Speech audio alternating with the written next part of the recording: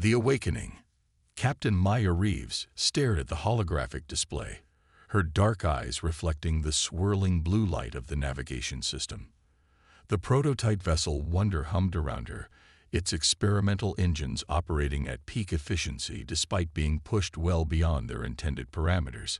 She'd been hand-selected for this mission, the first human expedition beyond the Kuiper Belt, because of her unorthodox thinking and willingness to take calculated risks. "Status report," she commanded, her voice steady despite the tension building in her shoulders. Lieutenant Zhao looked up from his console. "All systems nominal, Captain. We're approximately 16 hours from the signal's origin point. Whatever's out there, we'll reach it soon." The signal had appeared 3 months ago, a faint, rhythmic pulse that defied conventional analysis. Earth's best minds had argued endlessly about its nature. Natural phenomenon, alien beacon, or perhaps something else entirely. The only certainty was that humanity needed answers, and quickly. "Dr. Okafor, any progress on decoding the transmission?" Maya asked, turning to the ship's xenolinguist. Amara Okafor shook her head, frustration evident in her movements. "It's like nothing I've ever encountered, Captain. The pattern repeats with perfect precision, but the information density is impossible. If it's a language, it's orders of magnitude more complex than anything humans have developed." Maya nodded, unsurprised. Humanity had reached for the stars expecting to find wonders, dangers, and mysteries. The signal represented all three possibilities at once. "Keep working on it. I want." "Captain," the urgent voice of Ensign Rodriguez cut through the bridge. Multiple contacts appearing at extreme sensor range. They're massive. Maya's blood ran cold as the tactical display updated. 7 objects, each larger than anything humanity had ever constructed, had appeared seemingly from nowhere. They moved with impossible precision, arranging themselves in a perfect blockade formation directly in the Wonder's path. "Yellow alert. Shields up. Maintain course but reduce speed to 1/4. Maya ordered, her training taking over. "Open all communication channels."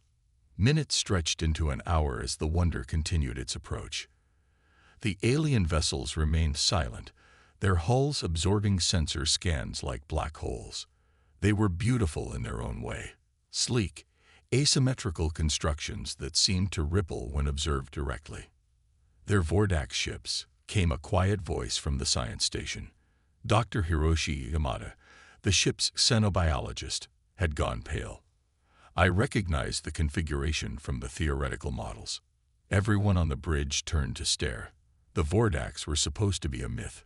Stories told by isolated deep space mining colonies about vessels that appeared without warning, demolished any resistance, and disappeared with harvested resources, and sometimes entire populations. "That's impossible," Lieutenant Commander Chen, the executive officer, said firmly. "The Vordax are just stories to scare new recruits." "No," Yamada insisted, bringing up comparative schematics. "These match every credible account. The Vordax are real, and we've just stumbled into their territory." Maya studied the tactical display with renewed intensity. If Yamada was right, turning back meant condemning Earth to eventual discovery by these beings. Proceeding meant potential destruction. "New plan," she announced, her mind racing through possibilities. "We're going to use the Kuiper debris field to our advantage. Helm, set course for Sector 47 Alpha. Full impulse." "Captain, that's directly into the densest part of the field," Rodriguez protested. Maya's lips curved into a tight smile. "Exactly. The Wonder was built for maneuverability. Those behemoths weren't." What followed was a masterclass in tactical flying. Maya took personal control of navigation, threading the nimble Wonder through gaps in the debris field that seemed impossibly narrow. The pursuing Vordax vessels, though technologically superior, couldn't match the ship's agility or Maya's intuitive understanding of momentum and physics. "They're falling back," Chen reported, unable to keep the amazement from his voice. "I think we've lost them." "Don't celebrate yet," Maya cautioned, her eyes never leaving the display. "They'll circle around to cut us off. We need to find somewhere to hide until we can figure out our next move." As if in answer to her words, sensors detected an anomaly ahead. A massive object drifting silently among the ice and rock of the outer solar system. Initial scans revealed an ancient vessel, easily 3 times the size of the Wonder, its hull composed of an unknown alloy that barely registered on sensors. "The Black Ship," Amara whispered, earning confused glances from the crew. "It's in the old stories. A ghost ship at the edge of known space, appearing to those in dire need." Maya didn't have time for legends. "Whether it's the ship of folklore or not, it's our best option. Prepare for approach and possible boarding. We need a hiding place, and that ship is it." The Wonder slowed as it approached the derelict vessel. Up close, the black hull seemed to drink in light, creating an outline defined more by what couldn't be seen than what could. No obvious entry points presented themselves until Maya ordered a full spectrum scan, revealing a hangar bay concealed by some form of selectively permeable barrier. "Fascinating," Yamada murmured, studying the readings. "The technology is unlike anything in our database, but it appears to be designed to allow specific mass signatures to pass while rejecting others." "Can the Wonder pass through it?" Maya asked. Yamada hesitated. "In theory, yes, but—" "That's good enough for me," Maya decided. "Helm, take us in." Slowly. The sensation of passing through the barrier was disconcerting. A moment of resistance followed by a feeling of being examined on a molecular level before acceptance. The Wonder slid into the cavernous hangar bay of the Black Ship, its external lights illuminating an impossible sight. The bay contained dozens of smaller vessels, each unique in design, but sharing the same light-absorbing material as the larger ship. More shocking, however, were the inhabitants. Tall, graceful beings moved among the ships, their bodies seeming to shimmer between solid and translucent states. They turned as one to observe the Wonder's arrival, their movements suggesting neither hostility nor welcome, merely assessment. "First contact protocol," Maya ordered, rising from her chair. "Dr. Okafor, you're with me." "Lieutenant Commander Chen, you have the bridge." "Captain, we don't know if it's safe," Chen protested. Maya's expression hardened. "The Vordax will find us eventually. Our only hope is to understand what we've stumbled into." She gestured to the alien beings. "And I think they might have answers." The airlock cycled open, and Maya stepped onto the deck of the Black Ship, Amara close behind her. The air tasted metallic but breathable. Gravity was slightly lighter than Earth standard. One of the shimmering beings approached, its form resolving into something more solid. A tall, slender humanoid with 4 arms and skin that seemed to contain shifting patterns of light beneath its surface. "We are Sethrine," it said, the words appearing directly in Maya's mind rather than being spoken aloud. "You flee the Vordax, as do we. You seek understanding. We offer knowledge." Amara gasped beside her. "Telepathic communication with perfect linguistic adaptation. Captain, this is unprecedented." Maya kept her focus on the Sethrine. "We come from a planet called Earth. The Vordax. We didn't know they were real until today. Why are they blocking our path? What do they want?" The aliens' inner lights pulsed with what Maya somehow knew was sorrow.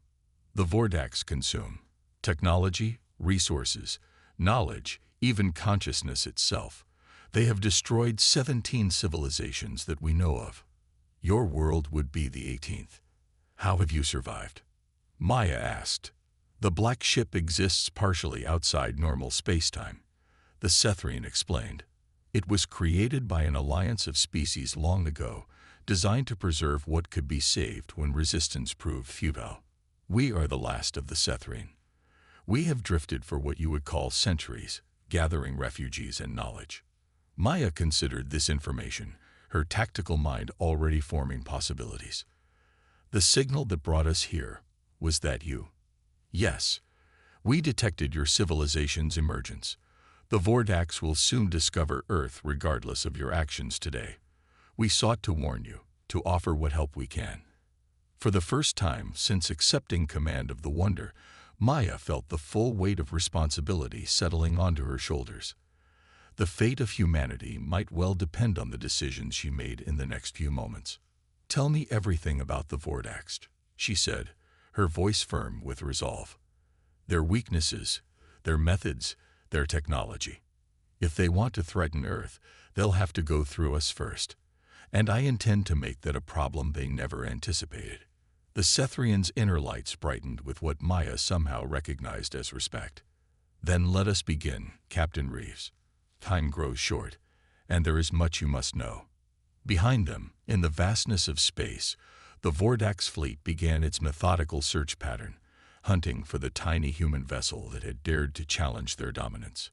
They would find it eventually, but by then, Maya was determined that humanity would be ready for them. The Alliance. "There is no conventional way to defeat the Vordax," the Sethrian explained. Its name, Niraxis, now known to Maya. They stood before a holographic display unlike anything humans had developed, showing the movements of the Vordax fleet searching methodically through the debris field. "Their technology is centuries beyond yours, their numbers vast, their determination absolute."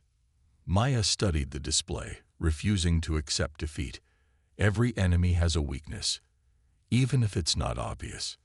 3 days had passed since the Wonder had found refuge within the Black Ship.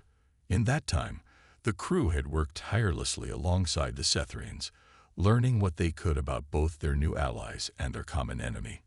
Dr. Yamada approached, carrying what appeared to be a small black cube. "Captain, I believe we've made a breakthrough. The Sethrians have been teaching us about their phase shift technology." Maya turned her attention to the scientist. "Explain." "The Black Ship isn't just hiding. It exists partially out of phase with normal spacetime," Yamada said, excitement evident in his voice. "That's why it's nearly invisible to sensors, and why the Vordax haven't detected us yet." Niraxis gestured with its upper set of arms, causing the cube in Yamada's hands to briefly shimmer out of existence before reappearing. "We can temporarily modify your vessel with our technology. It will allow you to return to your world undetected. But this is merely delaying the inevitable. The Vordax have marked your system for harvest." Maya frowned. "So we run and hide, only to watch Earth fall later." "That has been the fate of many worlds," Niraxis acknowledged, inner lights dimming. "Some fought. All who did were destroyed." Lieutenant Jao joined them, his expression grim but determined. "Captain, I've been studying the Vordax fleet movements with Lieutenant Commander Chen. There's something odd about their search pattern." "Show me," Maya commanded. Zhao manipulated the holographic display, highlighting the movement of individual Vordax vessels. "They're thorough, but they follow strict algorithms. There's no adaptability, no intuition, just perfect execution of predetermined patterns." Maya's eyes narrowed as she saw what Zhao had identified. "They're predictable, powerful, but inflexible."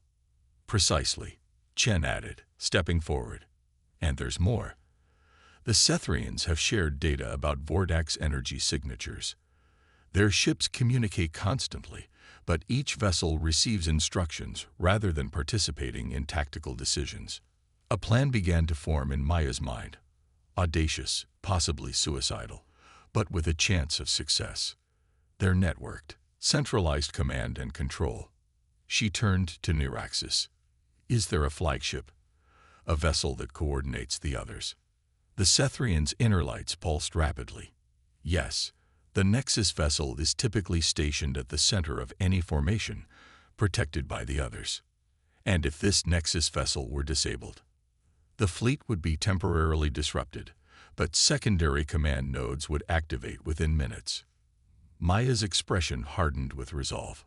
"Minutes might be all we need. Dr. Okafor, what have you learned about the signal that led us here?" Amara stepped forward. "It's not just a warning, Captain. It contains compressed data, blueprints, scientific formulas, historical records.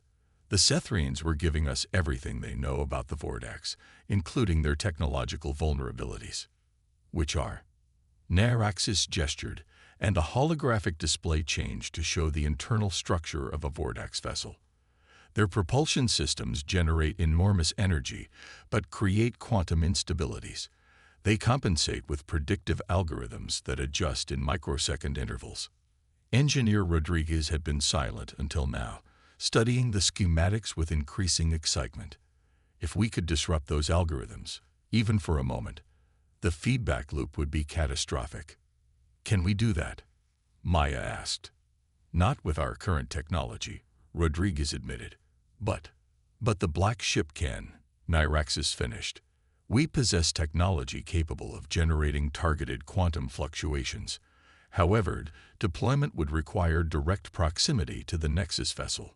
Maya began to pace, the outline of a strategy taking shape. So we need to get close to their command ship, deploy this technology, and escape before we're destroyed. She stopped, turning to face the gathered humans and Sethrians. I think I know how we can do it. The next 12 hours were a blur of activity. The Wonder underwent modifications, its systems integrated with Sethrian technology that the human engineers could barely comprehend. The phase shift capability would be temporary. The human vessel simply wasn't designed to handle the stresses long term. But it might be enough. The plan was elegant in its simplicity, though daunting in execution.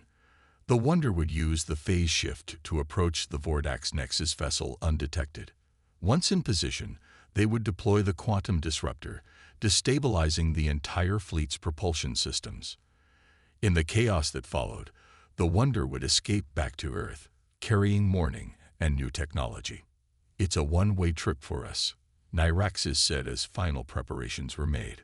The Black Ship must remain here to maintain the disruptor's effect for as long as possible. We have accepted this. Maya felt a profound respect for these beings who had already lost so much. Your sacrifice won't be forgotten. Earth will know what you've done for us. Perhaps someday, humans will join the legacy of the Black Ship, Nyraxis replied, its inner lights pulsing gently, carrying forward what remains of many civilizations. As the Wonder prepared to depart, Maya addressed her crew one final time. What we're attempting has never been done before. No species has successfully challenged the Vordax and survived. But then again, they've never encountered humans before. Her gaze swept across their determined faces. We are resourceful, adaptable, and stubborn beyond all reason. Today, we fight not just for Earth, but for every world that has fallen to these predators. Are you with me? The response was unanimous and immediate. They would follow her into the void against impossible odds, because that's what humans did when their backs were against the wall. The Wonder slipped out of the Black Ship's hangar bay, its hull now shimmering with the same light-absorbing properties as its host. The phase shift technology engaged, and Maya felt a peculiar sensation of displacement, as though the ship existed in two places simultaneously. We're out of phase, Rodriguez confirmed from engineering. Vordax sensors shouldn't detect us. Proceed to target coordinates, Maya ordered. Minimum power to all systems. The journey to the Vordax Nexus vessel was tense, each moment stretching into what felt like hours. The massive alien ships continued their search pattern, oblivious to the tiny human vessel passing directly through their formation. We're approaching optimal deployment range, Chen reported, his voice barely above a whisper despite the fact that the Vordax couldn't possibly hear them. Maya nodded. Prepare the disruptor. On my mark. The Wonder glided silently into position, now mere kilometers from the Vordax Nexus vessel. Up close, it was even more intimidating. A vast construction of unknown materials with pulsing veins of energy visible beneath its surface. Disruptor ready, Yamada confirmed. Maya took a deep breath. Once they deployed the device, the phase shift would fail as power was diverted. They would be visible, vulnerable, and in the middle of the enemy fleet. Deploy. The quantum disruptor launched from the Wonder, a small projectile that seemed insignificant against the massive Vordax vessel. It attached to the alien hull, immediately beginning its work. The effect was instantaneous and spectacular. Ripples of energy cascaded across the Nexus vessel, spreading outward to the surrounding fleet. The perfectly coordinated movements of the Vordax ships faltered, then dissolved into chaos as propulsion systems began to fail catastrophically. Phase shift collapsing. Rodriguez warned as the Wonder's systems strained under the feedback. Full power to engines. Maya commanded. Get us out of here. The Wonder burst into conventional spacetime, just as the first Vordax vessel erupted in a blinding explosion. The human ship accelerated away from the disintegrating fleet, pushing its experimental engines beyond all safety parameters. Vordax vessels attempting pursuit, Zhao reported, his fingers dancing across the tactical console. 3 ships, heavily damaged but operational. Maya had anticipated this. Deploy countermeasures. Pattern Epsilon. The Wonder released a cloud of specially modified probes, each carrying a fragment of Sethrian technology designed to mimic the quantum signature of a phase-shifted vessel. The pursuing Vordax ships immediately diverted, chasing phantoms into the debris field. It worked. Chen breathed, barely believing the tactical display. We're clear. Maya allowed herself a moment of relief before focusing on their next challenge. Set course for Earth. Maximum sustainable speed. We need to warn them about what's coming. As the Wonder raced home, carrying both warning and hope, Maya returned to her quarters for the first time in days. She placed a small crystal on her desk, a gift from Meraxis. Within it, preserved through technology she could barely comprehend, was the complete history and knowledge of the Sethrian people and the 17 other civilizations they had managed to preserve fragments of. Your sacrifice won't be forgotten, she whispered to the empty room, thinking of the Black Ship and its inhabitants, who had likely perished ensuring the Wonder's escape. The comm system chimed. Captain, came Amara's excited voice. The crystal the Sethrians gave us. It contains construction plans for phase shift technology compatible with human engineering. We could build our own black ships. Maya smiled grimly. When the Vordax eventually reached Earth, and they would despite today's victory, they would find humanity ready, not just hiding in the shadows like the Sethrians had been forced to do, but prepared to fight back with every ounce of human ingenuity and determination. Begin analysis immediately, she ordered. Humanity's next chapter starts now. 3 months later, the Wonder approached Earth, its hull scared but intact. Maya stood on the bridge, watching as the blue-green planet grew larger on the view screen. Behind her stood an unexpected companion, Meraxis, one of the few Sethrians who had survived aboard a small vessel that managed to escape the destruction of the Black Ship. Your world is beautiful, the alien observed, its inner lights pulsing with appreciation. And thanks to you, it has a fighting chance, Maya replied. As they entered orbit, Maya received word that the Planetary Defense Council was assembling to hear their report. Humanity would soon learn about the Vordax threat, but also about the alliance they had gained, the technology they had acquired, and the future they could forge. The Vordax had consumed 17 civilizations before, but the 18th, humanity, would be different. Maya was certain of it, because if there was one thing humans excelled at, it was facing impossible odds and finding a way to overcome them. Ready to make history? She asked Meraxis as they prepared to transport to the surface. The Sethrians' inner lights brightened in what Maya had come to recognize as their version of a smile. With humans as allies, I believe we are ready to make the future. Maya couldn't agree more. The Black Ship was gone, but its legacy would live on, not as a refuge for the defeated, but as the foundation for a resistance that would change the course of galactic history.